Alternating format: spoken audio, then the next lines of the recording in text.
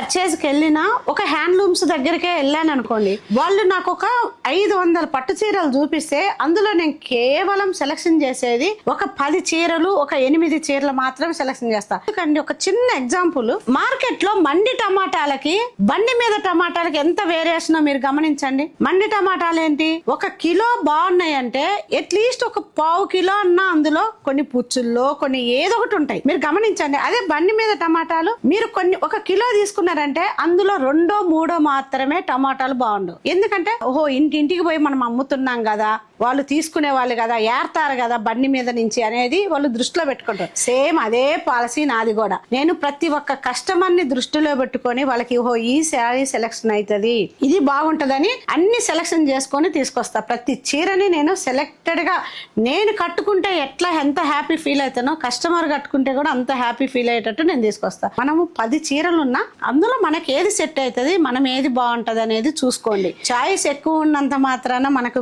Correct అయింది దొరుకుతుందని కాదు, ఎప్పుడైనా అది గుర్తుపెట్టుకోండి. ఎంత చాయిస్ తక్కువ ఉంటే అంత తొందరగా హ్యాండ్ పిక్ చేసుకోవచ్చు శారీస్ అనేది.